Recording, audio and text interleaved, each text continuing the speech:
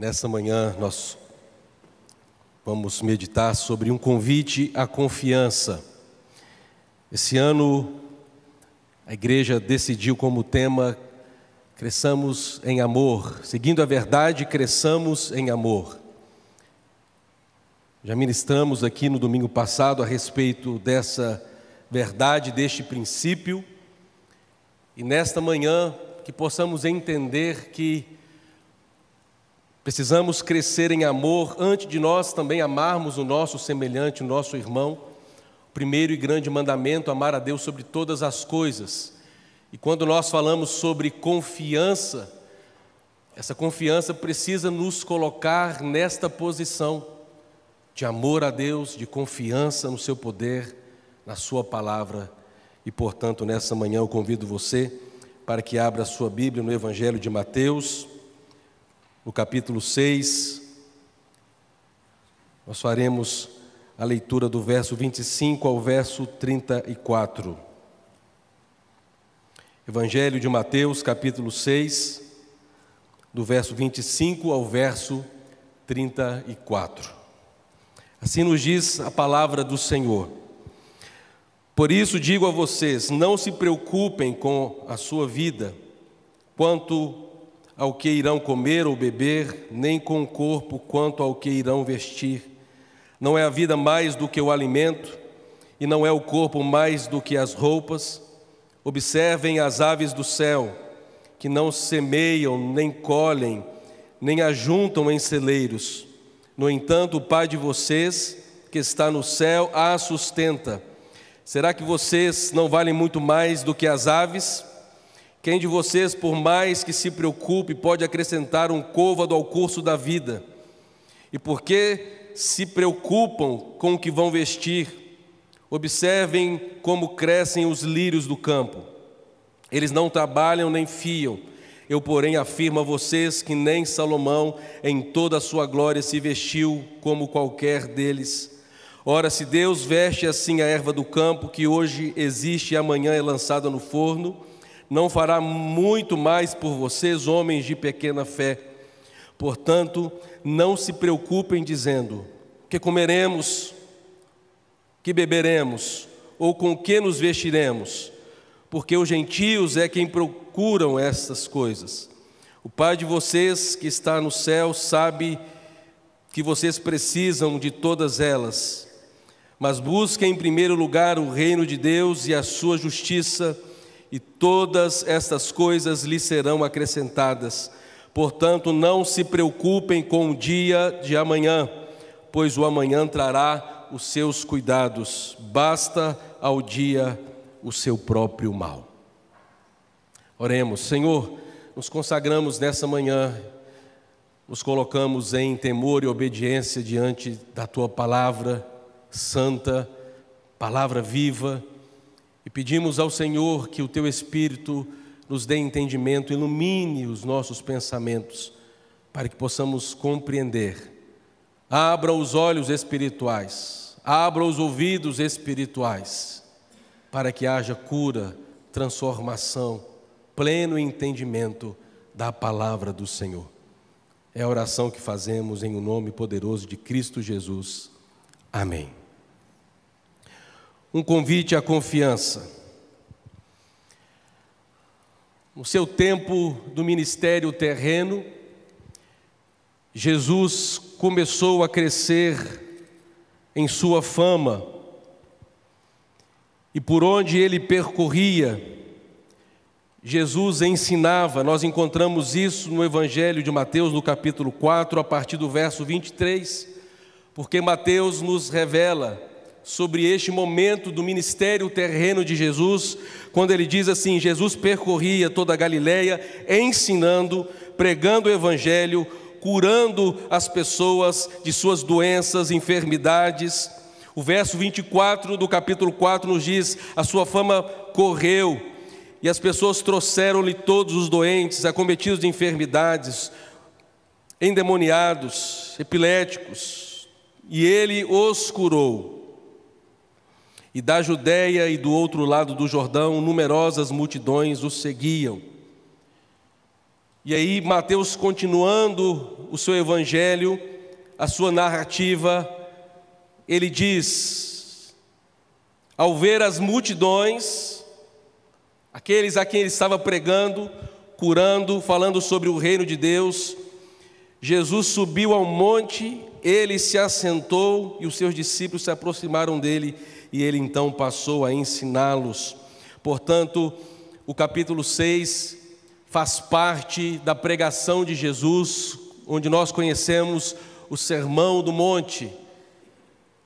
As multidões estavam ali sedentas para ouvir a palavra de Cristo. E aquelas pessoas que estavam ali, na maior parte delas, camponeses, galileus, cuja sobrevivência dependia do alimento, da produção do campo. E muitas vezes havia incerteza se amanhã, se num futuro próximo, haveria o sustento para a família. Além dessa preocupação, esses homens simples, em sua maioria, viviam debaixo da opressão do Império Romano, impostos opressivos. E essa era a carga que estava sobre aquele povo. E Jesus conhecia os corações, e Jesus era conhecedor das realidades, e ele se assenta, e ele se compadece para repartir a respeito do poder de Deus, a chegada do reino do Senhor, trazendo a todos a mensagem: não se preocupem, porque Deus cuida de vocês. Se para aquele tempo a preocupação girava em torno, na maioria das vezes, sobre essa preocupação com o alimento, com a roupa a vestir, em nossos dias nós temos muitas e diversas formas em que a ansiedade domina o ser humano. As crises que nos assolam, guerras, rumores de guerra, crises climáticas, crise financeira nacional, mundial, crise na saúde, crise nos relacionamentos. E Jesus, ele também é conhecedor dos nossos problemas, das nossas crises. E talvez você não tenha a crise do alimento, a crise do vestimento, mas a crise também bateu à sua porta, a ansiedade chegou em sua casa, em sua família. E eu quero dizer essa manhã que Jesus, ele conhece o seu coração, ele sabe a sua dor, ele sabe dos seus anseios. E nessa manhã a palavra do Senhor nos encoraja a nós desprezarmos a busca por segurança nos ídolos desse tempo, riqueza, prosperidade, porque quando Jesus fala aqui sobre a respeito de dois senhores, ele diz: vocês não podem servir a dois senhores, vocês não podem servir a Deus, vocês não podem servir às riquezas. Mas as riquezas, ele está dizendo a respeito do Deus Mamon, em que as pessoas se curvavam porque é aquele que traz a bênção material. E muitas vezes nós nos preocupamos apenas com o material, e Jesus está dizendo: não é sobre apenas o material. Não se curve diante do Deus desse século, porque há um Deus provedor, um Deus gracioso, um Deus amoroso que conhece a nossa situação. Como você chegou aqui esta manhã, o pastor e teólogo Jonas Madureira, ele escreveu um livro intitulado Inteligência Humilhada. E ele nos lembra que no pensamento grego platônico, apenas o conhecimento, a razão era suficiente para trazer praticamente todas as respostas. Mas ele também nos lembra que não é sobre este princípio, porque o Evangelho de Jesus nos faz olhar para dentro de nós e começamos a entender e começamos a perceber que não é sobre o nosso pensamento, não é sobre o nosso conhecimento, não é sobre a bagagem que nós adquirimos, não importa se fizemos uma pós-graduação, fizemos um mestrado, um pós-doutorado, isto é bom para a nossa vida cotidiana, mas em relação às coisas espirituais, isso não importa, não tem relevância. Porque existe um momento em que o conhecimento ele falha, em que a glória de Deus ela aparece, em que a glória de Deus será necessária, em que nós precisaremos nos curvar diante daquele que é o conhecedor, daquele que é cheio de sabedoria, daquele que é cheio de todo o conhecimento. O apóstolo Paulo faz a declaração em Romanos, no seu cântico, no seu hino: quem conheceu a mente do Senhor, quem deu a Ele primeiro para que lhe fosse restituído, porque dele, por Ele e para Ele são todas as coisas. Enquanto alguns se curvam diante do saber, Jesus nos convida a nos curvarmos diante da glória de Deus. Há pessoas com os olhos tapados, os ouvidos tampados, a menos que haja intervenção do Espírito Santo, a palavra será pregada e não haverá transformação de vidas, porque a palavra, pela palavra ela mata, mas o que vivifica é o Espírito Santo de Deus. Por isso, nessa manhã, faça essa oração aí no seu íntimo. Senhor, abra os meus olhos espirituais. Espírito Santo, abra os meus ouvidos, para que eu possa ouvir, para que eu seja edificado. Jesus é a resposta para todos os nossos dilemas. O coração dividido, ansioso, não agrada ao Senhor. Primeira lição que nós aprendemos, portanto, com Mateus aqui, no Sermão do Monte, no capítulo 6, está no verso 25.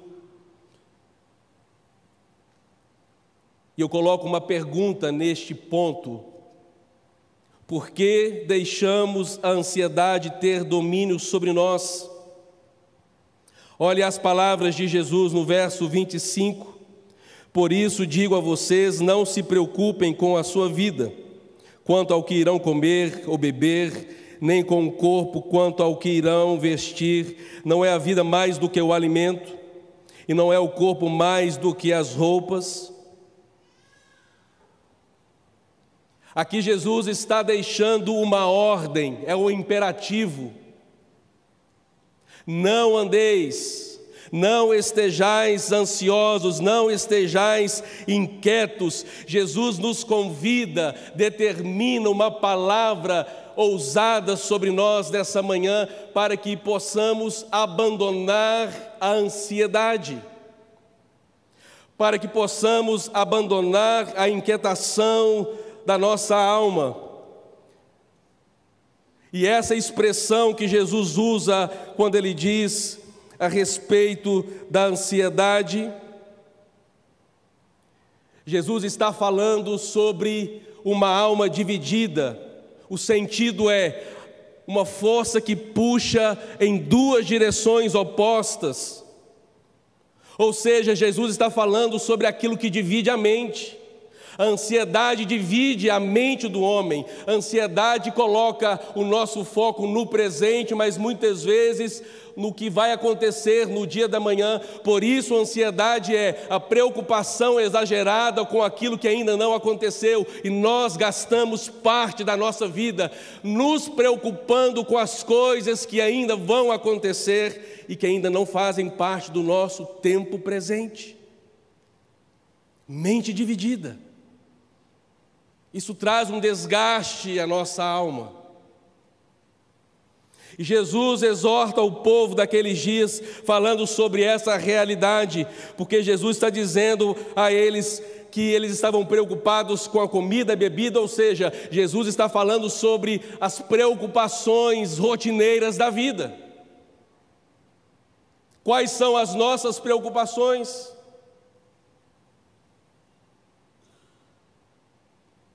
É uma crise financeira, é uma crise na saúde, um problema ainda não solucionado, uma pendência na justiça, um concurso que eu ainda não fui aprovado, o meu filho que está crescendo e já mostra sinais de rebeldia, e o pai ou a mãe se sente fracassado, e são muitas as preocupações, o adolescente sem saber quem é, quem eu sou, de onde vim, para onde vou, o jovem na universidade, o que será do meu futuro, como estará o Brasil daqui a uns anos, o que será de mim, um profissional, será que eu terei um lugar na sociedade para desempenhar o meu cargo, a minha função, a minha profissão? São tantas as preocupações, pessoas que não conseguem sair mais de casa, dominadas pelo medo após a pandemia, o medo que escraviza, porque a pessoa acredita que se ela voltar ao convívio social,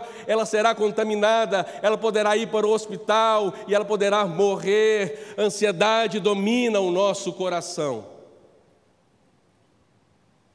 Ah, se nós pudéssemos ser dependentes do Senhor, com a ousadia que a pequena Alice demonstrou nessa manhã ao entregar o seu cachorrinho ao Senhor.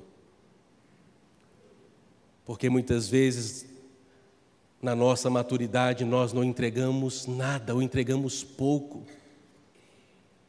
É por isso que o Senhor nos ensina a sermos como crianças, porque as crianças depositam tudo.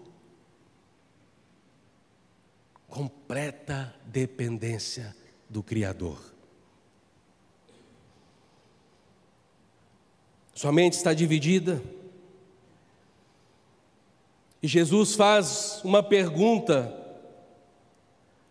àqueles homens e mulheres, aquelas pessoas que estavam ali: não é a vida mais do que o alimento? Jesus estava os fazendo pensar que a vida, que é um dom de Deus, a vida que nos foi concedida por Deus, o sopro que veio sobre nós e por isso nós viemos a existir, Ele está dizendo: o dom maior vocês receberam, que é viver, que é a vida. E Ele então, chamando a atenção daqueles homens, daquelas pessoas: não é a vida maior do que o alimento? Ou seja, se eu tenho concedido vida, por que preocuparem-se tanto com as coisas da vida do dia a dia? Porque assim como Deus é o doador da vida, Ele também é o provedor. Ele nos concede.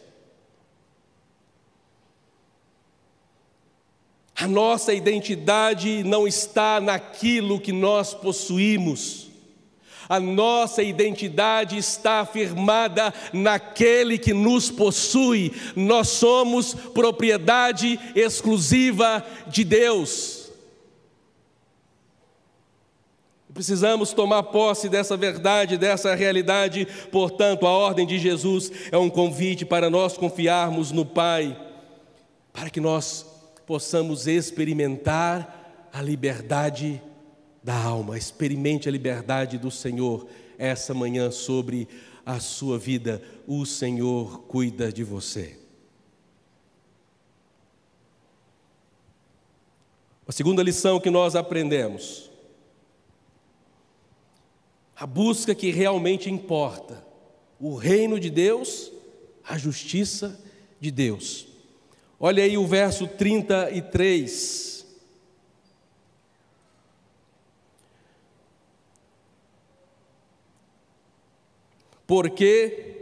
Mas busque em primeiro lugar o reino de Deus e a sua justiça, e todas estas coisas lhe serão acrescentadas. E todas estas coisas, quais são as coisas? As coisas das nossas preocupações. Ou seja, Jesus convida a cada um de nós para que possamos ter a consciência do seu reino. E essa expressão reino, que é Basileia, não fala a respeito de um lugar geograficamente, mas o reino de Deus fala sobre o governo de Deus. O governo de Deus, aonde a sua vontade é exercita, o governo de Deus aonde Ele confronta autoridades, aonde Ele confronta reinos, aonde Ele confronta os opressores, aonde Ele confronta os poderes espirituais, aonde a sua glória é percebida e celebrada. E Jesus diz: o Pai que é o supridor, o Pai que é o cuidador das nossas vidas, enquanto nós buscamos o seu reino, enquanto nós buscamos a realização plena da sua vontade soberana sobre a nossa vida, sobre a nossa história, Ele cuida de nós. Mas Jesus fala sobre o reino, mas Ele também nos lembra sobre a justiça, porque a justiça nos aponta a uma vida de retidão. E quando nós pensamos a respeito da justiça, nós estamos falando sobre o nosso relacionamento com Deus, que nos foi restaurado pela morte e o sacrifício de Jesus na cruz. A graça que nos foi concedida, a justiça que nos liberta da condenação, a justiça que nos livra da morte eterna, a justiça que nos poupa da culpa. E a partir do momento em que Cristo estava na cruz, Ele cravou, de acordo com Colossenses, Ele cravou o escrito de dívida que era contra nós, declarando a nossa justificação, declarando a nossa posição. Portanto, aqueles que estão em Cristo não sofrerão a condenação, porque estão em Cristo Jesus. Não há condenação para aqueles que estão em Cristo Jesus. Então Jesus nos lembra sobre o reino, a vontade de Deus. Jesus nos lembra sobre a justiça, porque quando nós colocamos o temor de Deus, a obediência ao Senhor, e quando nós, buscando a justiça, olhamos para uma vida de pureza, santidade, o Senhor se agrada. E Ele pode, Ele não tem obrigação, Ele pode conceder aquilo que tanto deseja o nosso coração. E Jesus, portanto, Ele nos convida a nós pensarmos nessa promessa. Primeiro, a responsabilidade: busquem. O imperativo também: busquem em primeiro lugar o reino de Deus, a justiça de Deus. E Ele nos dá uma promessa.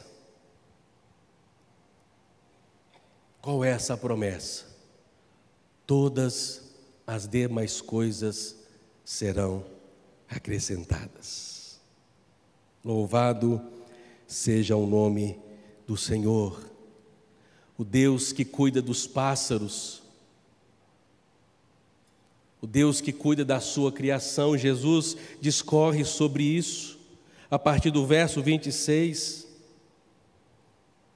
Ele diz: os pássaros não semeiam, os pássaros não colhem, os pássaros não ajuntam em celeiros, mas Deus provê o alimento. E pela manhã os pássaros celebram, cantando, a criação celebra um novo dia. E Deus provê a necessidade dos pássaros, e Deus provê a necessidade de toda a sua criação. Quem somos nós? Se Jesus faz esse questionamento no verso 27, nós não podemos acrescentar uma estatura, um côvado ao curso da nossa vida com as nossas preocupações.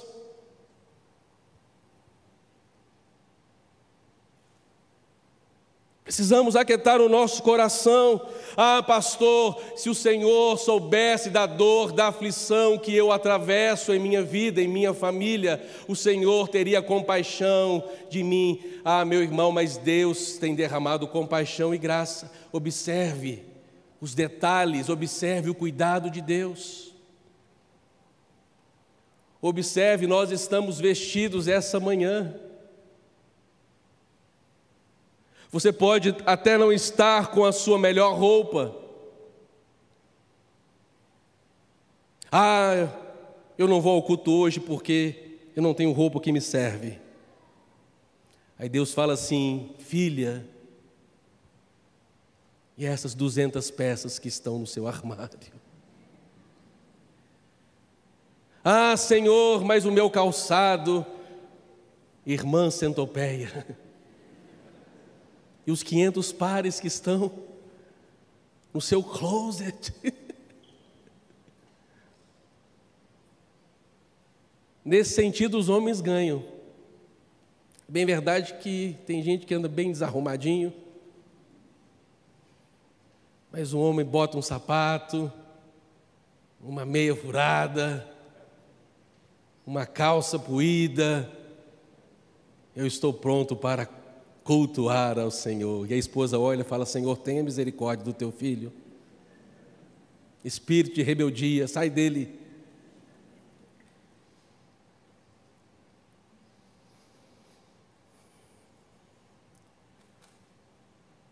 Visite Angola. Eu nunca fui, mas já vi um vídeo na Angola. As pessoas vão para os cultos com os pés tocando no solo, no chão. Passam horas e horas cultuando. Não há pressão cronológica, não fica olhando para o relógio pensando que hora que o culto vai terminar. O culto termina quando não há mais ninguém, não há mais adoradores, porque adoram 1 hora, 2 horas, 3 horas, 4 horas, muitas vezes reunidos debaixo de uma árvore, de uma tenda construída com um plástico simples, rasgado, mas estão ali com corpo, alma, coração, no tempo da oferta e do dízimo. Não há aquele que chega com mãos vazias, porque um traz uma penca de banana, o outro coloca uma galinha, o outro traz os ovos, porque eles trazem aquilo que produziu melhor na semana e eles colocam diante do Senhor. E muitas vezes nós nos apresentamos diante do Criador do Universo com as nossas mãos vazias, porque achamos o que nós temos é muito pouco.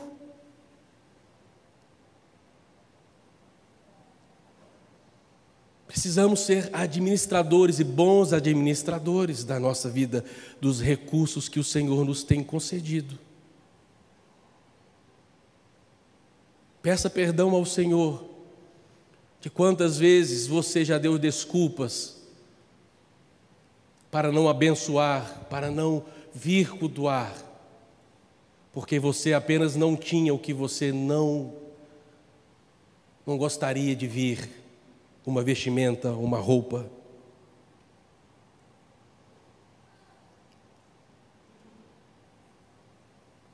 O Senhor, Ele não é o provedor no nosso cronos. Guarde isso. O que é o cronos? É o tempo limite que nos foi estabelecido. Os dias, as semanas, os meses, os anos, as estações, precisamos passar por tudo isso. Deus age no Kairos, que é o tempo perfeito.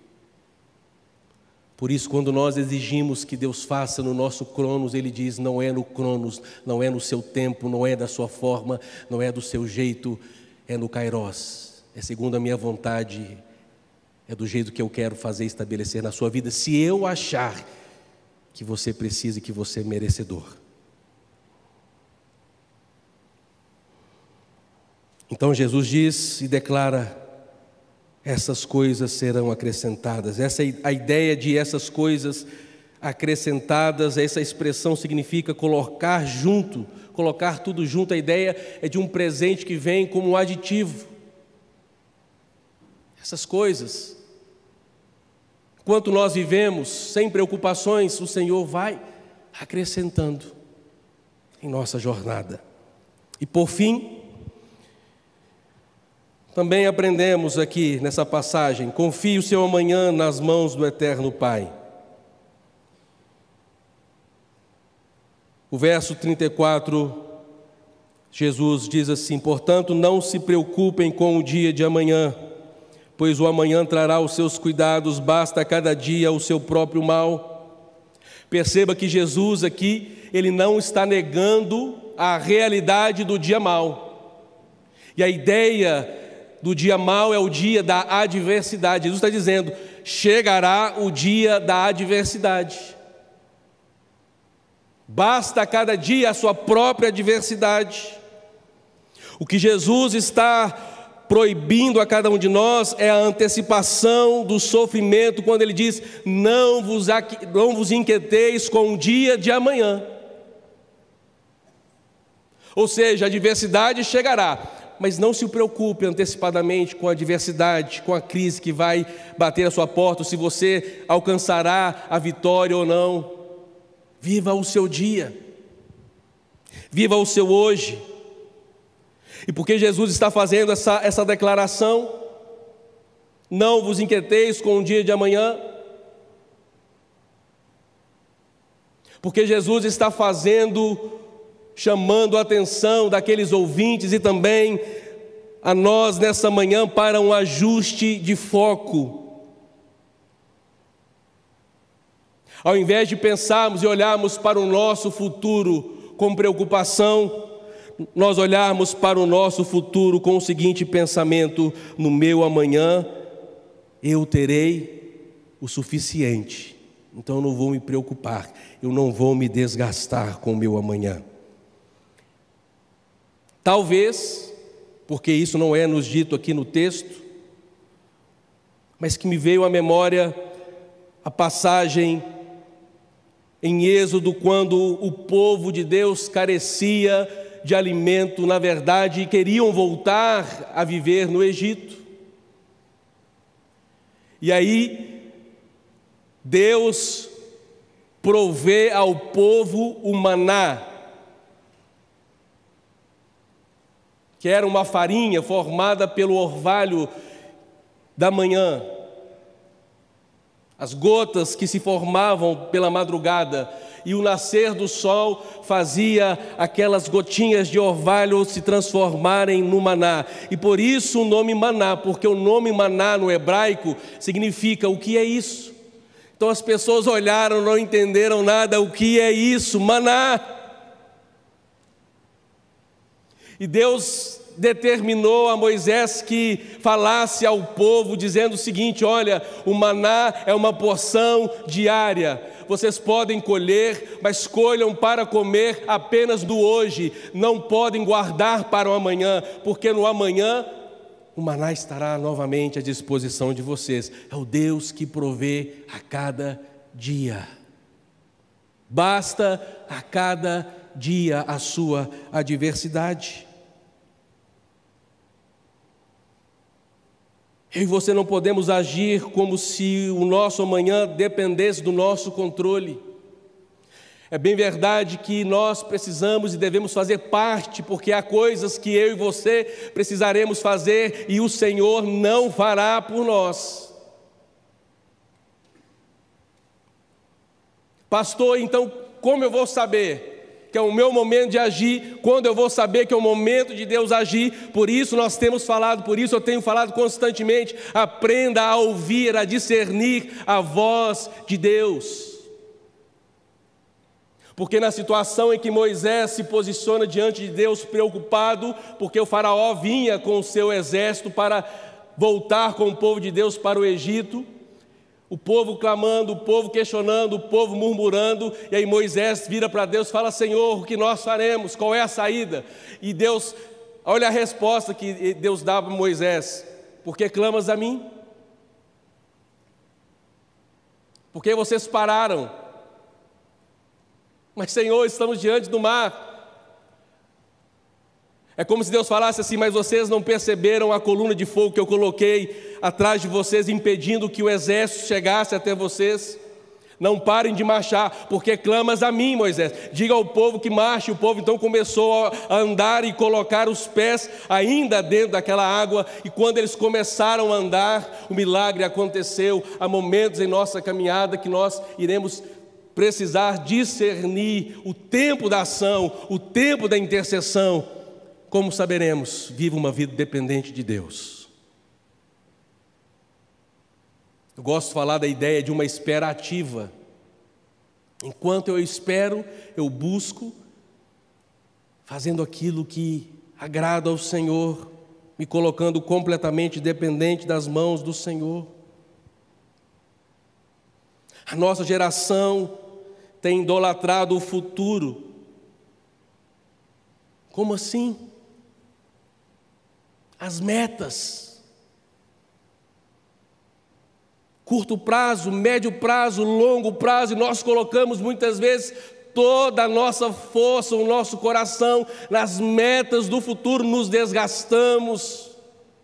Há pessoas que passam e ficam mais do que a hora devida no trabalho porque querem conquistar, querem galgar uma outra posição, e com isso as coisas ficam para trás, a responsabilidade no lar fica esquecida.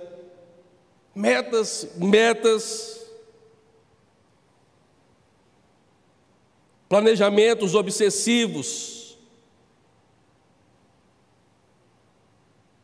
A nossa tentativa de nós retardarmos o nosso envelhecimento, e põe ácido hialurônico, e põe botox, e põe o aplique no cabelo, e faz aquilo, estica dali, estica de lá, e tudo bem se você tem recurso para isso. De vez em quando a gente precisa tentar dar uma levantada mesmo no rosto, para dar aquele aspecto melhor. Mas a nossa vida se resume só a isso? Ao estético, aquilo que é visível? É sobre isso que Jesus está chamando a atenção.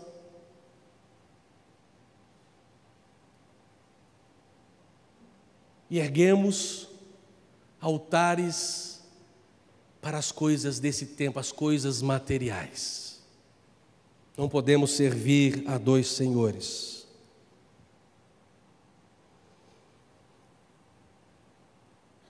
Um teólogo alemão, Bonhoeffer,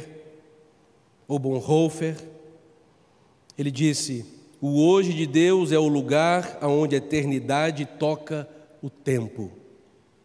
O hoje de Deus é o lugar onde a eternidade toca o tempo.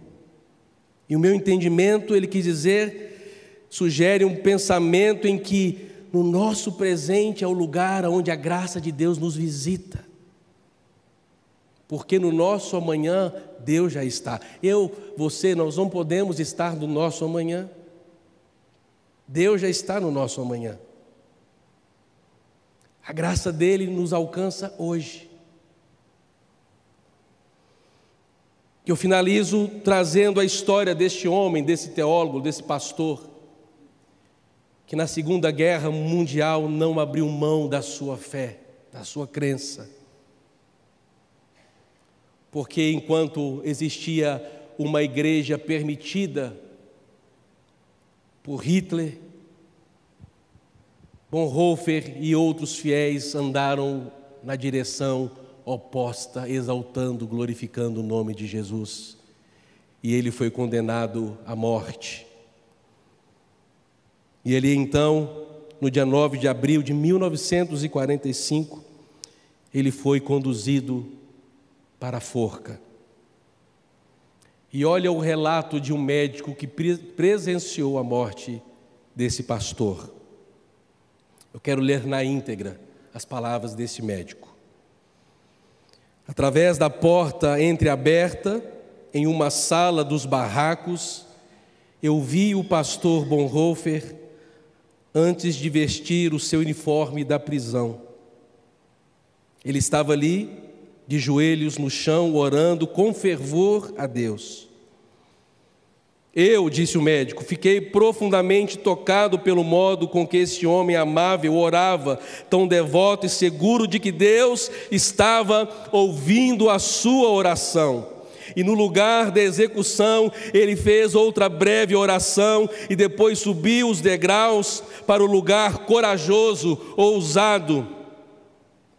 A sua morte se seguiu depois de poucos segundos. Esse médico, cujo nome não é relatado na biografia, ele diz assim: nos quase 50 anos de profissão médica, eu nunca tinha visto um homem morrer tão totalmente submisso à vontade de Deus. Um homem que entendeu que a vida não é feita simplesmente daquilo que nós possuímos na terra. A maior riqueza está no céu. Vamos continuar vivendo desesperados? Chegará a provisão para a sua casa. Chegará o tempo da porta aberta, se essa for a vontade de Deus. Chegará o tempo da cura. Pastor, e se Deus não me curar? O apóstolo Paulo diz: por 3 vezes orei ao Senhor pedindo que afastasse o espinho da minha carne, e ele disse: Paulo, a minha graça te basta, porque o meu poder se aperfeiçoa na fraqueza. Se nós partirmos desse mundo ainda assim, carregando em nosso corpo a enfermidade, a dor, o sofrimento, glorifiquemos o nome do Senhor. Quer vivamos, quer morramos, nós somos do Senhor. Fiquemos de pé nessa consciência. Possamos cantar que toda a natureza, tudo aquilo que existe, existe por permissão do Senhor. Entregue a sua vida, entregue os seus problemas, entregue as suas dificuldades, as suas dores, e fala: Senhor, a partir de hoje eu não vou me prender àquilo que me assola, eu vou viver a minha vida na certeza de que no meu amanhã o Senhor já estará. E o Senhor está no meu amanhã.